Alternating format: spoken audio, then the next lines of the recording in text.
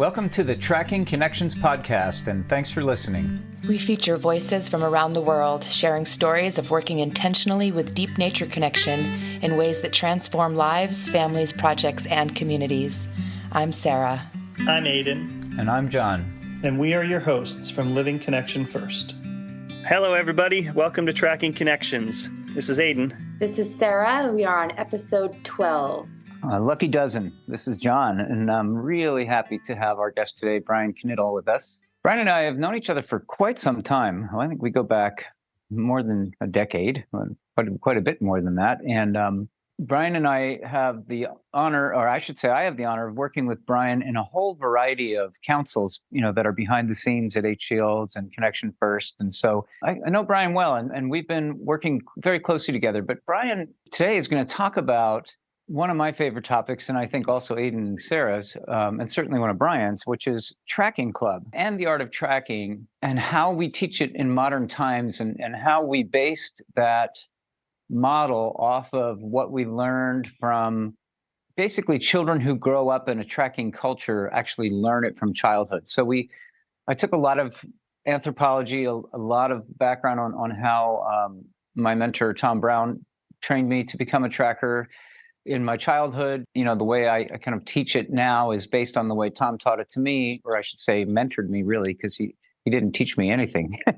He made sure that I learned everything the hard way. And then I spent a lot of time with the San Bushmen, and I asked them to show me how they teach their children tracking, which it was so affirming because it was so exactly what we were doing at Tracking Club, which I was really, really happy about. And so Brian has, been going to tracker classes at the tracker school for decades, and he's been working with the H Shields for decades, and he just loves tracking, and he's gone really far in Kamana. I think he's got to Kamana level 4, but then he moved. So we're kind of urging him, come on, Brian, get that. But I'm going to let Brian speak from here because he started out as a student at Tracking Club, and then he worked his way all the way to being a leader of it. And he helped me write part of the Coyote's Guide, which really looks at how we used H Shields to design and run Tracking Club. So thank you so much, Brian, for saying yes to this. And I'll pass it to you to say hi. Yeah, thank you, Jon. It's good to be here talking with you all, and really excited about this opportunity to talk about Tracking Club. And I learned about the Tracking Club actually when I was at a tracker school class in 2000, that there was a local club in the California Bay Area. And that's August of that year is when I went to the first Tracking Club, and totally fresh from tracker standard class. And so I knew the basics of tracking, and that was it. And so it was really pretty exciting to be in that environment, to have that nearby and accessible to me so that I could dive deeper with people with a similar passion. It was really good energy there at the Tracking Club. Really had a great time for over 10 years. When you think about the Tracking Club, how would you say it contributed to your journey in learning tracking and, going on the deep nature connection journey? Like, it's kind of in a nutshell, because you did that for many years. It really gave me, starting with actual real experience in the basics. There certainly isn't enough time to do that in the tracker standard class, to get a little bit, but this gave me chances, fresh sets of tracks. Every month we were out there on the beach and at Gazos Creek, and we were tracking all sorts of different things. It was a really great place to be tracking because there were standbys like deer tracks, the rabbit tracks, mice tracks, and almost always coyote tracks were there. And it gave us just really a great set of things to look at, different kinds of tracking with those different things. So it was worth getting up early for. Wow, great. What we were talking about earlier before we hit record was that Tracking Club, there's so many ways that H Shields principles apply, designing with natural cycles. And you can think of the Tracking Club as, almost like those nesting dolls, where one goes inside the other, bigger and bigger and bigger. So you can essentially design an experience for people who have, they're coming to an event. They have no idea that you put this kind of design into the event. And they're always really delighted by how connective the event is, how friendly everyone is, how much they learn, how much they experience, and how rich the energetic environment is. People are like, oh, this is one of the most transformative experiences. I heard a man say that from an art of mentoring, which is built on similar formulas. But you can design that event so the participant will walk in to the event unsuspecting, get out of their car, walk down a trail, find a group of people. And, the first thing they do is they get hit with that pre-dawn energy. Like there's a sense of gratitude and there's sort of a vision shared by the leaders there in a very sort of gentle way, very conversational, right?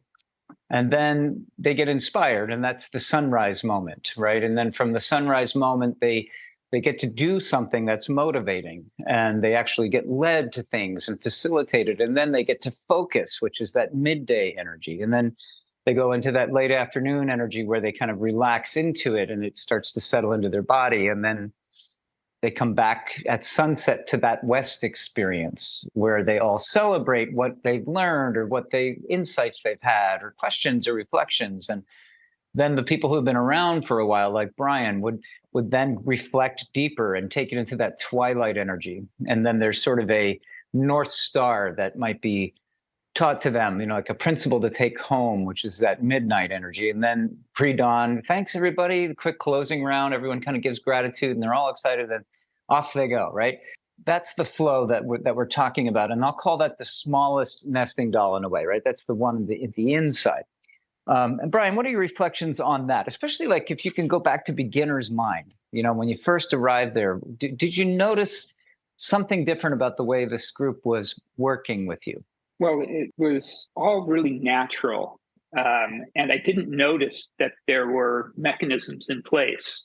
Get out of the car in the parking lot, and there was somebody there that was greeting the people as they came in and gathering us up to bring us down to the tracking stations and where we would be tracking. And we'd get together in a group and do a little bit of check-in there with saying a few words and a word of gratitude maybe. And it was just really kind of just like felt friendly, it worked for me at each step of the way. And I didn't know that there was like this conscious structure around it.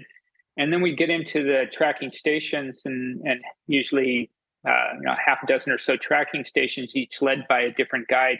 When we get walked through the tracks and have an experience there, and there was just a knowledgeable person there at each one to give us a chance and give me a chance to learn about tracking in a natural way and be able to get pointers, to ask questions, and to be questioned. That was the art of questioning was a key factor in how that mentoring happened. And I can look back on it and I can see that I was being mentored through all of that in this great way. And it was all being role modeled in a way that was so helpful to me and in being there and feeling connected in very, very quickly with that group and feeling like, hey, I want to come back. It was just such a natural environment, and ending up going into that group at the end and sharing about the stories and things like that. It all just felt like, oh yeah, this makes sense. So I'm really curious about the cycle within you being presented with a track. So when we talk about the 8 shields, we're going from introduction, then inspiration, then motivation. So when they have the tracks set up at the track stations, right? So each station has a set of tracks and you arrive at that track. Can you say a little bit more about how they guide you in that way to interact with the track itself? Typically, what they would do is they would, have the tracks laid out and make careful that no one would disturb the tracks. So we had this pure tracks in the sand. And then they would ask us, what do you see? And people start describing what they're seeing. And so it was getting us to actually look and see what was there and to start distinguishing. And what I noticed over time in terms of my development is that I would notice a lot more over time as I got more experienced with it. And so oftentimes the first thing would come up would be the question, who is this? What animal is this that we're tracking here? And how do I figure that out? Oh, well, how many toes does it have? be the question. And looking at the toes, and does that look like the foot of your cat or your dog that you have at home? And how might it be different? And just looking at from wherever the experience that those folks had, any newcomer coming in, to decipher as much as they could for themselves and asking the questions that lead them to the next step of that. Do you know how many toes that cats and dogs have? Taking them back to the experience of their animals at home and that kind of thing. And so at what point would an answer be divulged? Well, there was two things here. One was if a question was asked, there was often a question being asked like, what do you think? Venture a guess. If someone was saying, hey, no, I just want to hear the answer, then we'd give the answer for that. But if they were open, I would often say when I was doing the tracking, I would say, what is it you'd like? Would you like me to help you discover this on your own? Or would you like for me just to tell you? And most of the time, given that choice, people would be willing to discover it on their own, try and discover it on. They were willing to go on that journey almost always. And when it wasn't going to happen, it was absolutely best to give them the answer because they were going to get frustrated if we didn't. And definitely some experience with that of people doing the wrong thing. And the wrong thing in the art of questioning often leads to people getting frustrated and downright mad at the people. So yeah, it's kind of that question: does it create motivation or not? Right. That questioning feels like is meant to create that south energy or the midday energy of focus. Is that how you perceive it?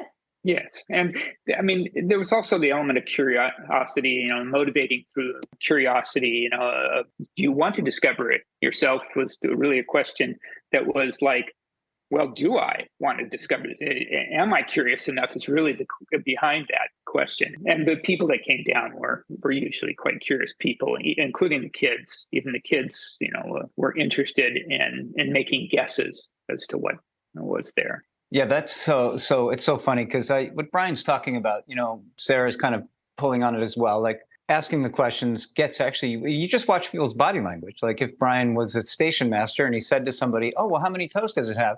You watch their faces suddenly go into focus. You watch their body language go into focus.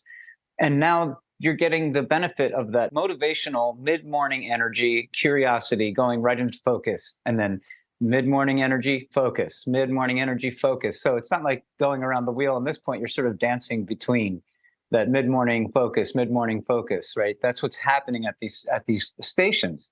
And you have to picture this. There's 2-3 people in a group going from station to station. So the station master is asking questions of all 3 of them. And you're hearing 3 different perspectives. So you're like learning almost 3 times faster than you would on your own. And I would say many times more than on your own, because when you're on your own, you don't even know what questions to ask sometimes, right? And it's just so helpful to have this model. And it causes me, Brian, to ask one question. Oh, and by the way, I just want to say, we developed this, let's call it a policy, right? Modern people get really pissed if you don't give them the answer sometimes. And so we have to compromise on that old coyote mentoring tradition that Tom used on me, because he didn't care if I got pissed. He didn't care at all. He wasn't there for customer service, so to speak, right? He wasn't there to make me happy. He was there to turn me into a tracker. And he's kind of like, well, if you can't figure it out, maybe you don't care enough, kind of thing, And you can perceive that as emotionally abusive, but I have to say, I am so thankful he did that. He put me through the ringer. So what we're doing here is we're kind of compromising a little bit, because modern people, they may not have the attention span, the passion. And so you got to meet people where they're at. And the Tracking Club has usually been very, very good at that. As Brian says, there's some nuance to the art of questioning. There's nothing worse than no coyote teaching than bad coyote teaching is another saying you hear a lot. Well, you never answer questions. You just keep asking questions because you don't know the answer either, but you pretend you do. That's not what we're talking about here, friends. We're talking about, sharing genuine curiosity, trying to really pay attention to the needs of the people in front of you, right? Being really open. And as Brian said, giving them that out, right? Hey, I could tell you the answer, but from my experience, it's better to figure it out on your own because you'll never forget it. So would you like the answer? Or would you like to try to figure it out on your own? That was sometimes how I framed it, right? I'm like, my mentor never gave me the answer, and I'm really grateful for that. People aren't used to that. In modern schooling, it's not often done that way. Brian, just quickly, how many years were you at Tracking Club? It happened once a month. How many years were you there? I was there about 10 years, and the first year or so it was just as a participant and having all of this role modeled for me, so that I was learning it in my body how to do these things without knowing how to do it. And then at some point was doing enough tracking there that somebody said, "Hey, would you like to learn to become a station guide?" And I said, "Okay." And they said, "Just shadow me here today and just watch what happens, and we can talk about it later." And then in the course of shadowing over multiple times, more and more was passed to me until I was actually running the station. And my guide, my mentor, was then shadowing behind me until they weren't needed anymore. And so that repeated. And then I ended up doing that for other people as well. So everything was modeled very well before I had to do it. And so everything came forth very, very naturally. And there was no pushing, there was encouragement. And even to the point of the whole tracking club, never really had to recruit anybody for anything, including trying to get new people coming in. There was just this flow of people that would be coming in. Some would stay around a long time, some wouldn't. The ones that stayed around a long time would get that mentoring into the art of questioning and how to guide people, and into the whole process and all of the cycles. But when I first started, I didn't understand that all of the cycles of the 8 shields were involved, even though I got introduced to at an art of mentoring about 2 years in. I still didn't realize all of the elements that were at play, because they were just there invisibly, because I learned it through the modeling that was provided. So that's one of the real beauties of it, is that when it's being held in a really good way, you don't even notice the structure that is there. It just seems like, oh, this is the way things work, so we do it this way, kind of thing. It was about 2 years in, then I was co-leading the club with Todd Haddow, and for the next 8 years we led it, and it's still going on. Garth Harwood and several others are carrying it forward, and it's been going on now since 1998, when it first started, a couple of years before I got there. Super curious about the midday part of a tracking club day. So we've gone through the seeing the track, being introduced to the track, the questioning, kind of coming into focusing, bringing someone through that process of questioning helps them to embody, right? That midday embody, and also kind of like you're describing the natural absorption of information. I'm curious about the mid-afternoon aspect of a tracking day. As far as the 8 shields cycle goes, what is that after the focus? What is that aspect, as well as the west or the evening, where we're coming together and possibly sharing stories? I'm curious if that was also in flow with what you were doing.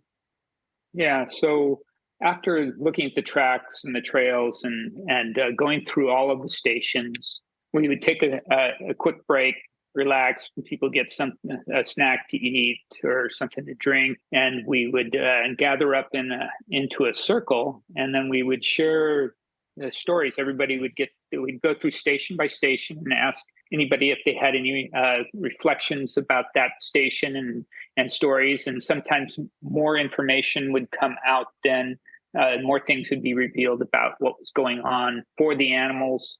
A bit more information about how to track would come from those stories, sometimes tying it into the environment.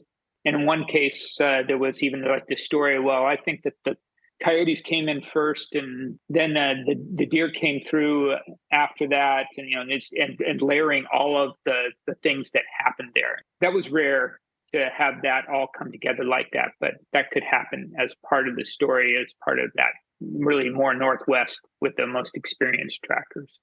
So you had described the natural flow and development of it, just sort of embodying the way that it was done, happening, very gradually for you and sort of moving into leadership over time. Was there a point in which you were having more explicit conversations as you moved into leadership? And what did that look like when you're sort of bringing the group of leaders that are running Tracking Club along? When are you letting them behind the curtain, so to speak, and how do you go about that? So the art of questioning piece was the real first, letting people know as they became station guides, we would bring them into the art of questioning and talk about asking, who, what, when, where, why, and how. And about this issue of try to let them discover and not give out answers. If you can do it to lead them into the answer to the questioning, try to do that. And then, but be careful about, if someone really wants to hear the answer again, going through that. But that giving the overview of the art of questioning was really the key to running the station. And my personal experience is that over time with that tracking club and being a station guide came much more about mentoring than about tracking. I was still learning more about tracking every time. Simply different set of tracks, different group of people asking different questions would cause me to lead them in different directions. And so it was stretching my ideas about what I could learn from the tracks as well. But really what was inspiring me at that point was to see their curiosity turn on, see their lights turn on. So when I asked them something, and they were looking down tracks, I asked them something, they'd look up with this look in their eye like, oh, I didn't think of that kind of thing. And there was some excitement that would come up in them. And that was really the biggest draw for me most of the time that I was doing this, was just turning that curiosity on and getting people excited to learn more. There's so much embodied experience in your shares there, Brian. It's so clear how potent that model is and how well it works, right? When I asked the San Bushman, how do you teach your children to be such amazing trackers? Because by the time they're 12 years old, they're like so ridiculously good at tracking. How do you do that? And they kind of looked at me and I said, how about this? Just lead us around as if we're your children and do with us exactly what you do with your children. So he said, okay, yeah. So off we go for a walk. And we have a translator, of course. And one of the Bushmen, Kakao, I can't pronounce his name properly. I can't do those clicks, but he's he's a master tracker, right? And he gets to a set of tracks and he just kind of points at them and he goes, what is it? And then he points at me. Of course, I don't know any of the animals in the Kalahari, right? It's just like ridiculous. So I make something up in the moment and laugh. And you know what? He keeps a poker face. He doesn't smile. He doesn't nod his head. He doesn't say yes. He doesn't say no. Then he points next to me to Nicole Appelian, asks her the question. She answers, total poker face. Does that with every single person in our group. And then he comes back and points at the person who got it right. And he goes, yeah, like this, right? His one English word, yeah. And then he tells us a little bit about it. It's such a potent thing to do. I mean, if people don't really realize how powerful that little tiny simple thing is. So we kind of built the whole tracking club around that model right there, right? And everything else is set up to make people feel happy and connected. I thought, I said the smallest wheel within the wheel is the experience of the participant going through, right? Because outside of it, there's a bigger wheel, which we haven't yet spoken to. But you just reminded me, Brian, that there's an even smaller wheel, which is the art of questioning at the station itself, because that's the wheel of questions. Where sunrise is, we ask who left that track? And when we get to that mid-morning, it's the imitation of the track. Can you imitate how that track got made? So that's mid-morning, imitation, proprioception, vestibular activity there. And then when we get into the midday, the focus question, it's like, what were they doing? Were they trotting? Were they going slow? Were they looking right? Were they looking left? And that makes you have to look even closer. That like what? Oh, I never even thought of that. Oh my God, is it a right foot? Is it a left foot? Right? That's what was the animal doing when it left that track, right? And then the when question, which blows people's minds. Oh, when was that track made? Was it made yesterday? Was it made this morning? Oh, what the heck would I figure that out? Well, was there wind blowing this morning when you got here? Oh yeah, there was. Do you see any wind marks on this track? Oh, really? Yeah, it's definitely getting kind of rounded, even as we're talking right now, right? So that track is very old or fresh, or what do you think, right? So then all of a sudden, each of these questions, right, as we go around the wheel of questions, gets to deepen that focus, all around, right? And then there's that sunset question, which is, why did this animal pass here? Do you notice that there's several sets from the same animal passing here day after day? Why does it like this place? And now all of a sudden they have to look around the landscape to figure out how to answer that question. They go from the track to the landscape. and Tom Brown likes to say, an animal is an instrument that is played by the landscape. That's such a beautiful statement. I think that came from Stockingwell. So these 8 questions that also fit around the wheel are a wheel within a wheel within a wheel here in Tracking Club tonight. Yeah, I totally forgot that till you say that. Then you hit that twilight question, which is, well, what are you feeling inside when you imagine this animal moving? Like, what kind of feeling do you get? Oh, that's interesting when you ask, because I feel kind of a tension. And the station master says, I wonder why. And then later you find out when it's time for the whole circle and they give the answer, that animal was very tense when it went trotting through there and it kept looking back over its right shoulder. Because we have, and the Bushmen talk about this too, we have the ability in our body, it's probably our mirror neurons, to sense the emotion of the animal when it left its track. And that feels like a stretch for a lot of people, but that's really true. It takes some time to get that experience level, but I saw the Bushmen doing that constantly. And then you get to that midnight question, which is the question of, where is it now? Where is that animal right now? And all people's eyes get really big and they start looking around like, gosh, I didn't think about that. Because as Tom Brown likes to say, that track is the end of a string. And there's a string of tracks leading right to that animal right now, and it's like, it's attached at the other end of that string.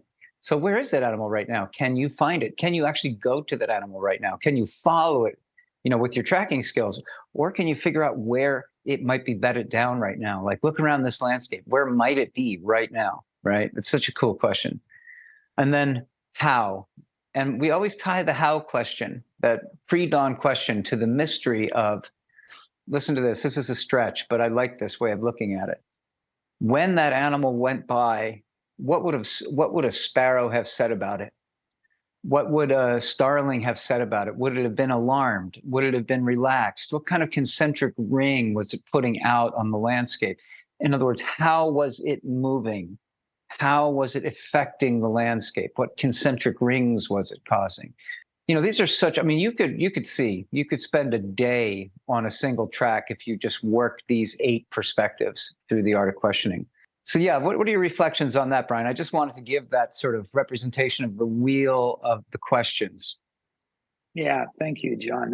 That was great laying all that out, because we were doing all those things, including what the Bushmen were doing. We would ask question, what do you think?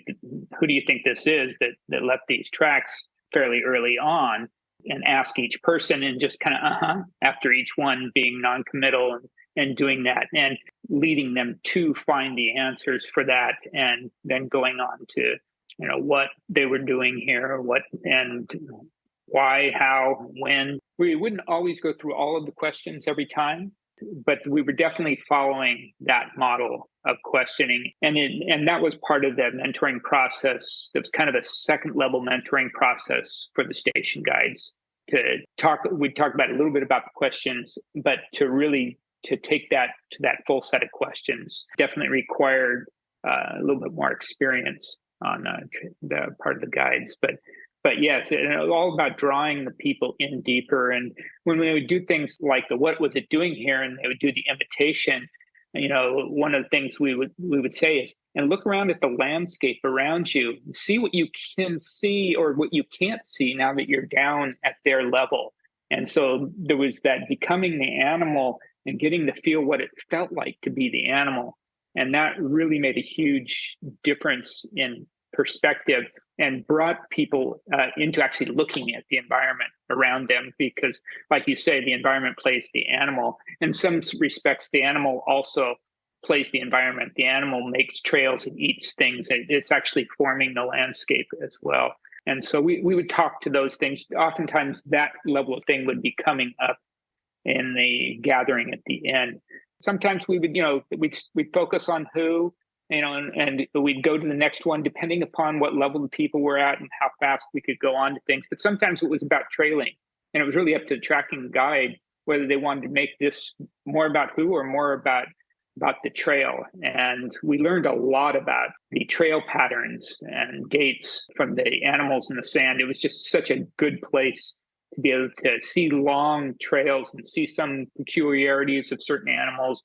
There was one coyote that the foot was always turned out a bit on one foot. And so we're tracking individuals to some extent, and we probably could have done more time on that, but it wasn't relevant to people that were there for their first time to see something like that. It was only really relevant to people that were coming on for a while. But yeah, that whole series of questions, each station could have lasted hours based upon that set of questions and go incredibly deep when you really look at that. And sometimes we had one track, sometimes it was a trail, sometimes it was a heavily used mouse trail, something like that, a day's worth. And sometimes it was like one track underwater because it had been raining, and that was the only thing that was still left was the track that we could see underneath the water, or sometimes a trail even underneath the water.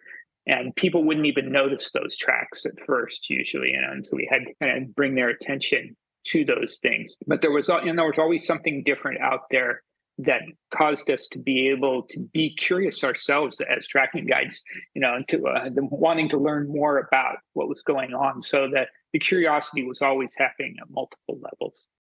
Can you paint a picture of the location that you were using and what turned out to make it the ideal location for Tracking Club? One thing that helped actually is it was fairly close to the road. It was only a few minute walk from the road and the parking lot where people could stop. So it was really easy to bring people in for them to get in there. You go down this trail, it was kind of hard packed trail, so there weren't any tracks there. Sometimes there were tracks and sometimes we'd end up doing things on that trail. But you get down to where the sand opened up on the beach and there were dunes on both sides. There was a little creek that was seasonal. It was running mostly in the winter. The beach, the water was only about 100 yards from the end of that trail. And there was also coastal pea brushes and along with the dunes and what we called sea rocket that was a favorite for the mice to be eating.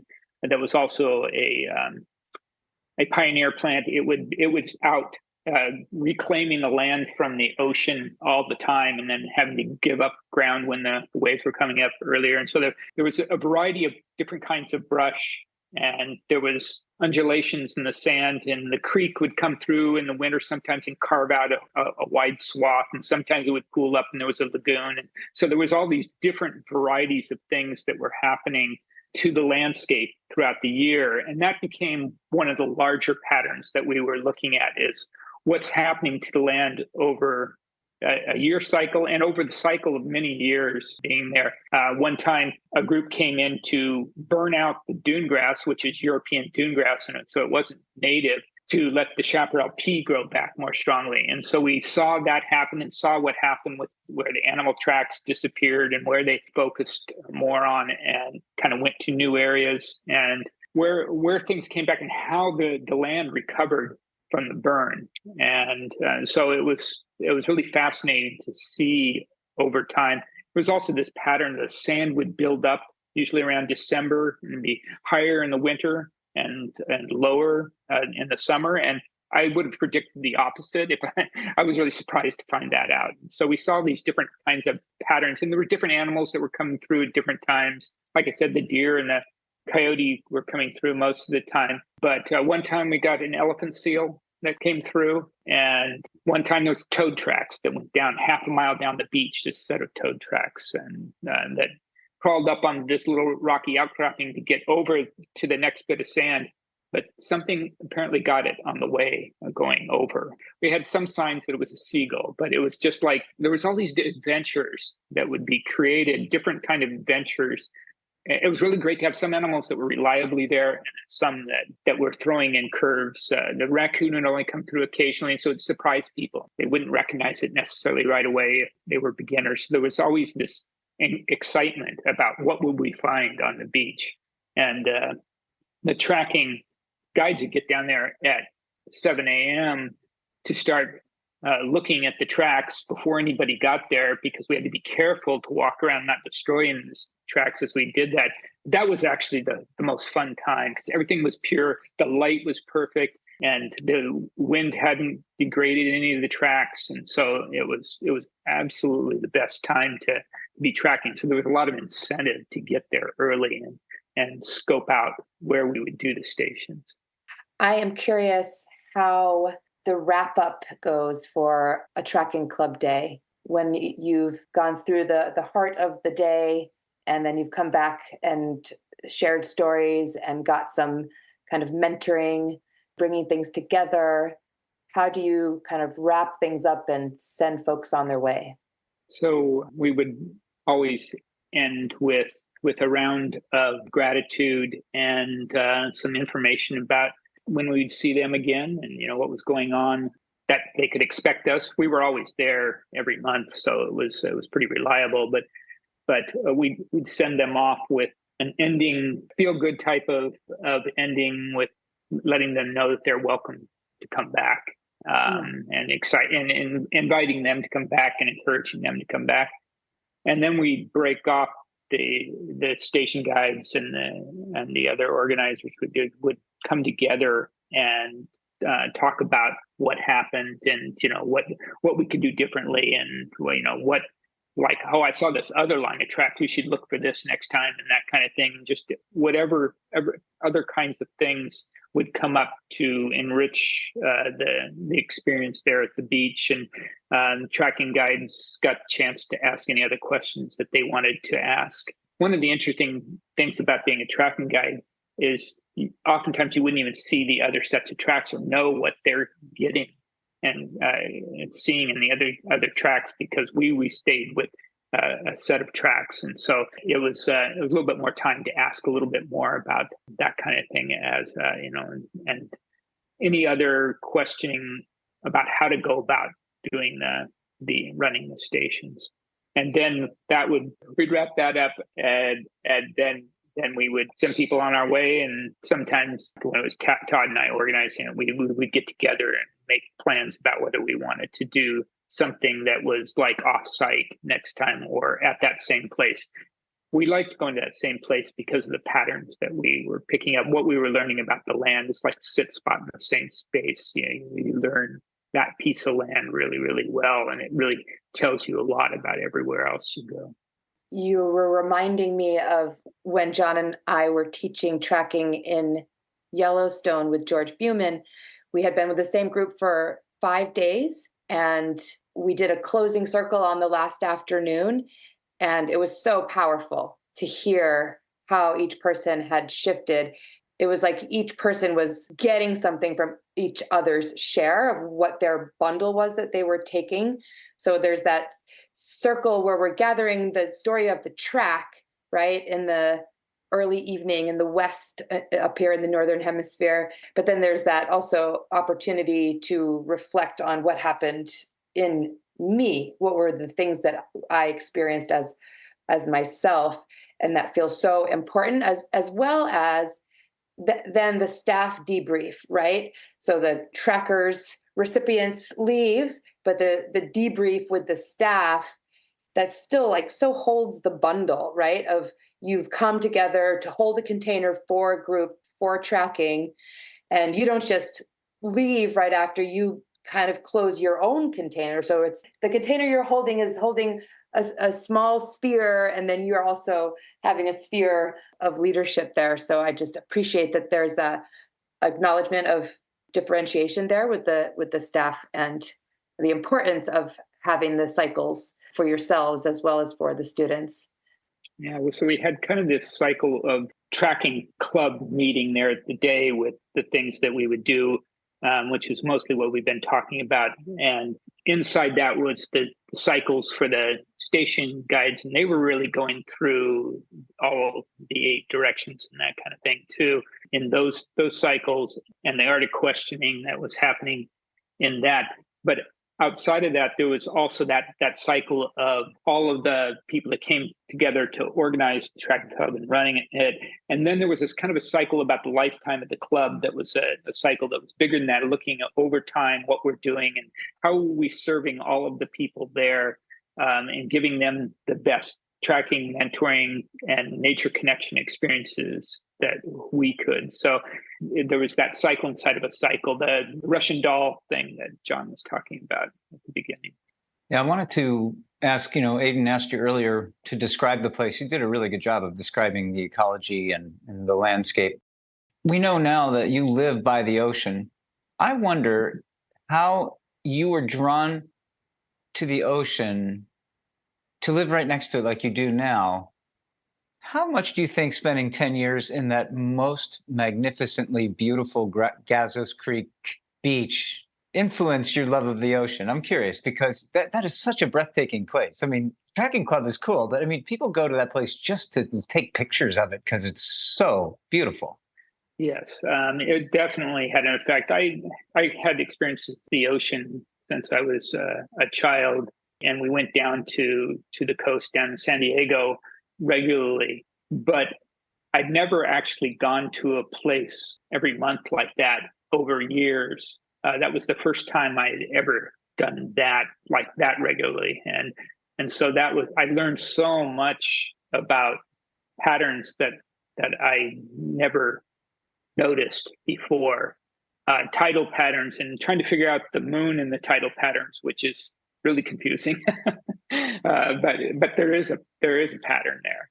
And trying to be able to predict from it was difficult, but it was learning about more creatures and what was there and how that interacted with the landscape there. I mean, I talk about that place and I'm immediately there. I'm in that environment, and it's so familiar for me that when I think about it now and being so far away, I long for that spot, and I don't visit it enough. And it's a half-hour drive or something away.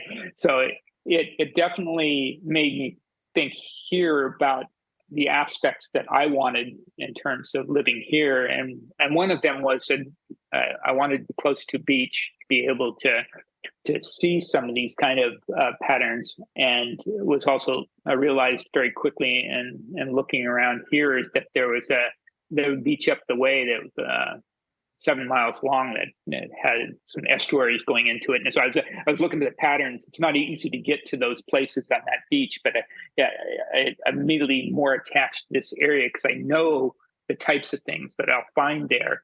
And I know that there'll be so many discoveries to find there also. And so every place along here is discovery for that. And the ocean, I guess I've always had a fascination for shorebirds and all of their interactions with the ocean, and digging up sand crabs when I was a kid and things like that, and just having that kind of experience.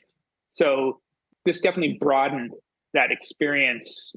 I got a much more mature sense of what the whole environment around the beach was like and what was happening there by all the things we found. There was one time where there's a fisherman there at the beach that was, he'd dig in the sand and he'd pull out these long, brightly colored worms, and then he'd put on his hook to fish with them. And we were fascinated that was below the sand. We had no idea that was there until we saw that. And so it was fascinating. And insects played into that too, in terms of that the insects would leave tracks, and sometimes that was really confusing sometimes. There's also, we played a little bit of trickster sometimes as station guides too. And I remember one of the tricks played on me by Sean Clemenza is he just kind of, apparently before we got there at that station, it was just a blank piece of sand, and he just kind of moved his hand and dipped his fingers in the sand as he went along.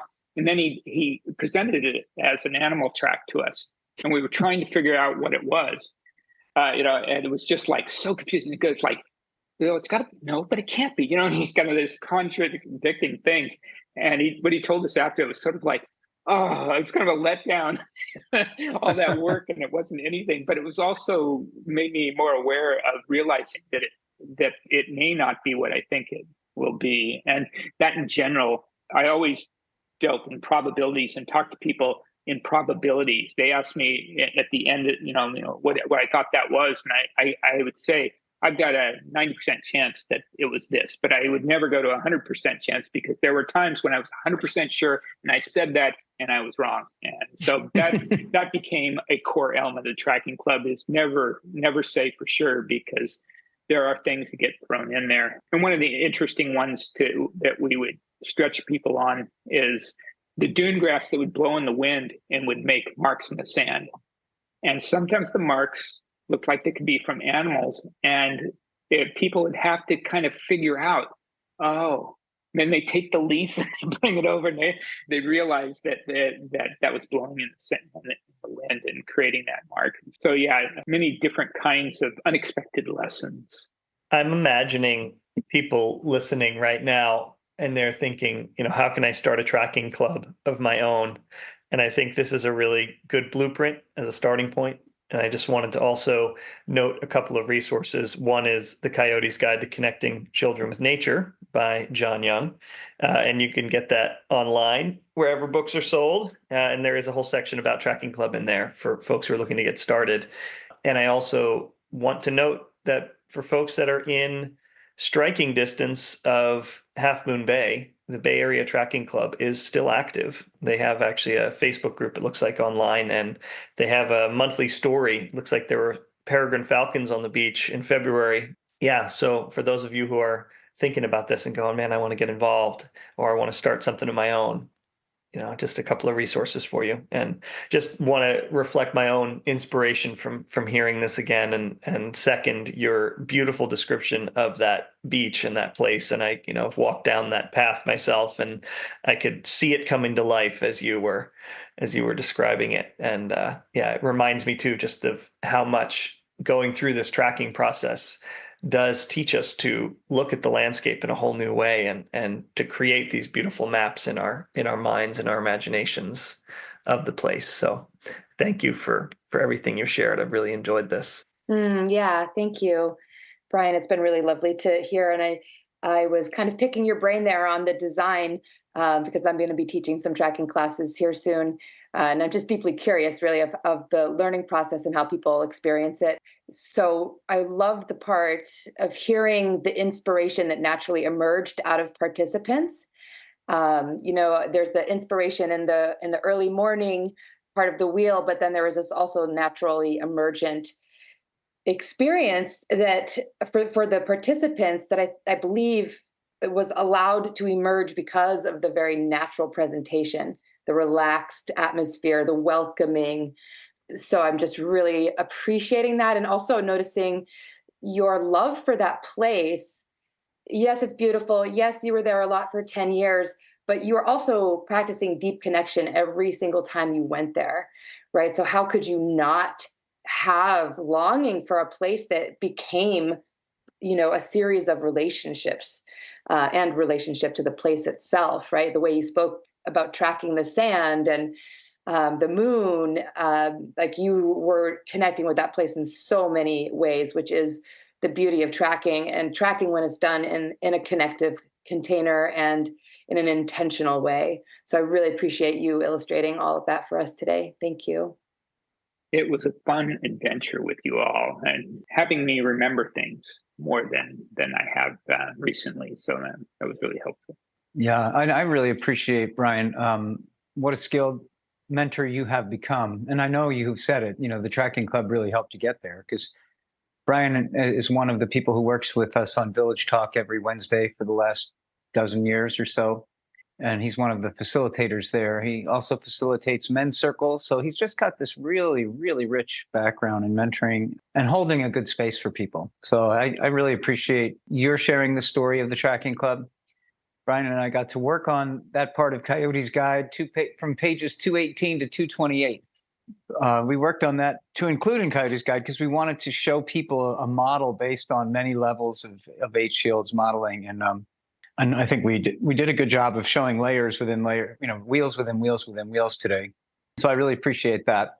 And I want to thank Aidan and Sarah as well, and thank the listeners also for checking it out. And if you are interested in the tracking club, I tried to start them in a lot of different places because I'll tell you why I started them, because I would fly out to California to do workshops back in the 90s. And these people would come to tracking part 1, and then they'd come to tracking part 2. And they're like, oh, but we'll never be trackers. We'll never be able to have the experience you had with Tom Brown and da da da da. And I'm like, you know what? If you start a tracking club, you guys will grow so fast. And they were all like, oh, we can't run a tracking club. We're not trackers yet. And all this stuff. I'm like, well, then you just tell people we're starting a tracking club, but we're not trackers yet. That's all you have to do. Oh, no, we can never do it. And except for like a year and a half, the original team totally resisted me. And I finally set up a weekend where I came out to California and I just talked to the people at one of the state parks. I want to do this with this group of people, and I want them to run a club here. And I got approval from the state park. And then I brought them all to the state park, and I had a bunch of people show up, and I made them run a tracking club. That was 1998. And, it really got going. And then I moved out here in 99. So I got to come and hang out with them and work with them over the years, right? I wasn't living far from where the tracking club was rooted. But it's really cool that it's still going. And there's one up in Washington State, and there was one running that John Richards took his knowledge from the tracking club and did something down in the San Diego area. And I had one in New Jersey at Island Beach State Park for years when, before we moved to New Jersey and moved to Washington State. It's a great model. And as Sarah said, we used it when we were teaching at Yellowstone National Park. We just ran a tracking club on a sandbar one day with a bunch of people. And we just set up a bunch of stations real quick, and then made everybody wait while we found the stations. And then we invited them all over, and then we rotated them through the stations. See, it's a really cool model, and it works so well. And of course, we choose sandy places because beginners, they want to actually see the tracks. They want to see, oh, there's a foot. Oh, there's another one. Oh, this is so cool. I can see where the animal went, right? We don't put them into debris and leaf litter right off the bat, right? We want to give them the experience of experiencing the joy and the fun of connecting with the animals in the landscape that you so beautifully described here today. So thank you, Brian. I'd just like to add to that for anybody starting tracking club, find 2 other people, form a triad of 3 people in order to do it. And then that way, if you don't have anybody else and you're down there on the beach, you can have fun and track together and support each other and learning about it. And if people show up, you can guide people through simply using the who, what, when, where, why, how questions. And it doesn't have to be complicated. You're learning along the way. Admit you're learning along the way. And having that triad will be what keeps you able to keep going. And if you lose a person, you got 2 still, and you just find that 3rd as quickly as possible. And that's what'll keep you going. Yeah, that triad principle is really important. And that's also part of Tom Brown's lineage. The scout teams and the Bushmen move in triads also when they're tracking. So that is an important piece. Thanks for adding that, Brian. And thanks for, an inspiring share today. Really appreciate it. Thanks, everyone, for Great tuning in. Thank you, Brian. Thanks, everybody. Thanks for listening to Tracking Connections. You can find everything related to the podcast and our current offerings at trackingconnections.net. We'll see you next time.